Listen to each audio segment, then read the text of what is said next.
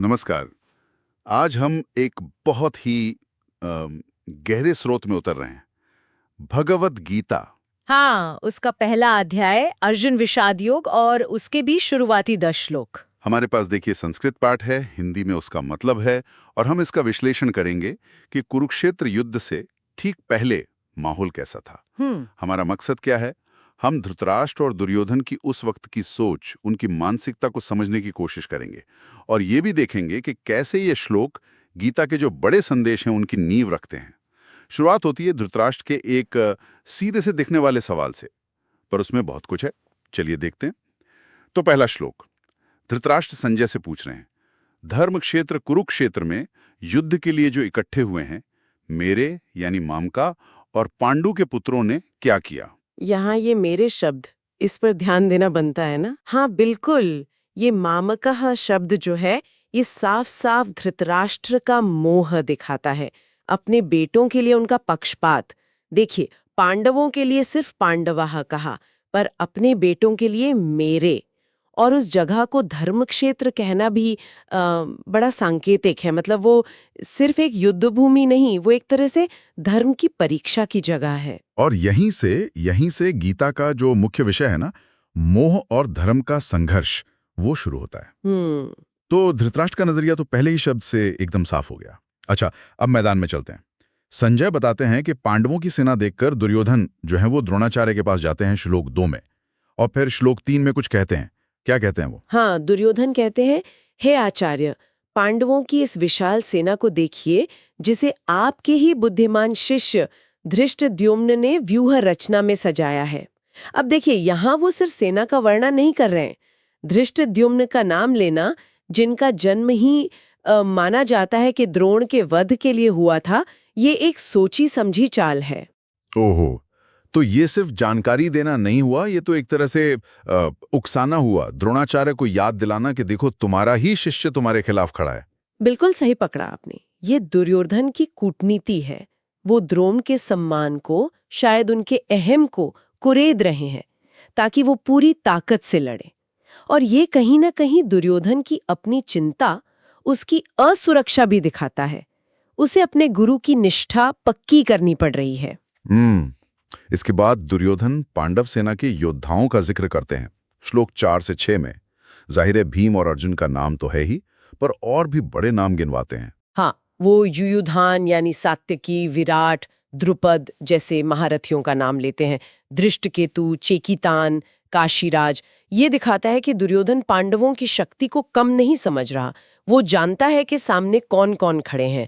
विराट और द्रुपद जैसे नाम उस समय के राजनीतिक गठबंधनों की तरफ भी इशारा करते हैं।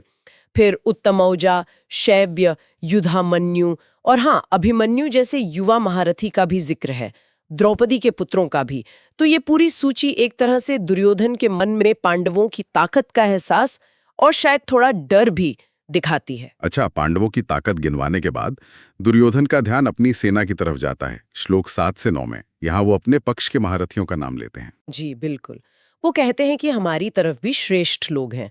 सबसे पहले आपका ही नाम लेते हैं, आचार्य द्रोण का, फिर पितामह भीष्म का, कर्ण का नाम लेते हैं, कृपाचार्य हैं, अश्वत्थामा है, विकर्ण है, सोमदत्त के पुत्र भूरिश्रवा हैं। ये दिखाता है कि उनकी सेना में अनुभव भी है, गुरुजन हैं, परिवार के लोग हैं, मित्र हैं, सब शामिल हैं। और एक खास बात वो कहते हैं कि ये सब वीर मदर्थे त्यक्त जीविता हैं, मतलब मेरे लिए अपने प्राण त्यागने को तैयार हैं। ये सिर्फ वफादारी नहीं दिखाता, ये आगे आने वाले बलिदान और धर्म संकट की तरफ भी इशारा करता है, जो गीता का एक अहम पहलू है।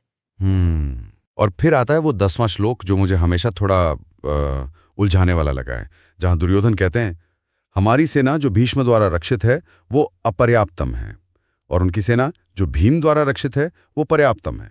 इसका क्या मतलब निकालें?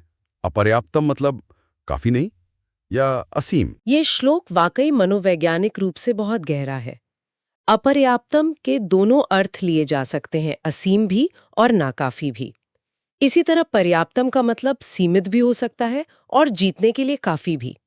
ज्यादातर विश्लेषक मानते हैं कि भीष्म जैसे अजेय योद्धा के होते हुए भी अपनी विशाल सेना को अपर्याप्तम कहना दुर्योधन के गहरे डर और आत्मविश्वास की कमी को ही दिखाता है। उसे अपनी इतनी बड़ी सेना की जीत पर भी शक है, जबकि भीम द्वारा रक्षित शायद छोटी पांडव सेना उसे पर्याप्तम लग रही है, यानी जीतने के लिए काफी। तो मतलब इतनी बड़ी सेना, भीष्म जैसे रक्षक, इन सब के बावजूद दुर्योधन अंदर से डरा हुआ है। उसको लग रहा है कि ये काफी नहीं है। लगता तो यही है। ये विरोधाभास, ये कॉन्ट्रडिक्शन दुर्योधन की मानसिक हालत को दिखाता है, उसकी अस्थिरता को। बाहरी शक्ति शायद अंदर के डर को छिपा नहीं पा रही है, और यहीं से, इसी मानसिक स्थिति से वो मंच तैयार होता है जहां आगे चलकर अर्जुन का विषाद और फिर कृष्ण के उपदेश की जरूरत पड़ती है। तो हमने देखा कि ये शुरुआती 10 श्लोक सिर्फ योद्धाओं की गिनती भर नहीं है। ये तो युद्ध से ठीक पहले का जो मानसिक तनाव है, धृतराष्ट्र का मोह है, दुर्योधन की कूटनीति और उसका अंदर छिपा डर है, उसका आईना है। बिल्कुल। ये श्लोक आने वाले गहन संवाद के लिए, गीता के मुख्य विषयों के लिए, जैसे कर्तव्य, धर्म, मोह, आंतरिक संघर्ष, इनकी भूमिका तैयार करते हैं। ये साफ दिखाते हैं कि बाहरी युद्ध शुरू होने से पहले ही किरदारों के मन के भीतर कितना कुछ चल रहा था। सही था। इस चर्चा के बाद एक सवाल सोचने लायक है। किसी भी संघर्ष में, चाहे वो युद्ध का मैदान हो या जीवन का कोई और मोर्चा, असली ताकत किस में होती है? संख्या में, या कौशल में, या फिर नेतृत्व करने वाले के आत्मविश्वास और उसकी मानसिक स्थिरता में? जैसा कि दुर्योधन का अपनी असीम या विशाल सेना को भी अपर्याप्त महसूस करने से झलकता है। तो मित्रों, इस प्रकार हमने भगवद गीता के पहले अध्याय अर्जुन विषाद योग के प्रारंभिक 10 श्लोकों को गहराई से समझा। हर श्लोक केवल शब्दों का संग्रह नहीं, बल्कि जीवन के संघर्षों, कर्तव्य और धर्म के बीच के द्वंद्व का आईना है। अर्जुन का यह मानसिक युद्ध वास्तव में हर उस व्यक्ति का प्रतिनिधित्व करता है जो जीवन में निर्णय की दहलीज पर खड़ा होता है। आने वाले वीडियो में हम इसी क्रम में सभी श्लोकों का विस्तृत अध्ययन करेंगे, सरल भाषा में, गूढ़ अर्थों के साथ, ताकि हम न केवल गीता को पढ़ें बल्कि उसे जी सकें।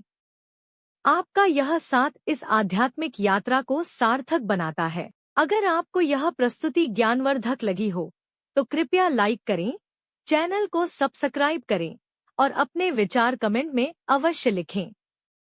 अंत में श्री कृष्ण के इन वचनों को स्मरण रखें, जो कर्म में कुशल है वही सच्चा योगी है।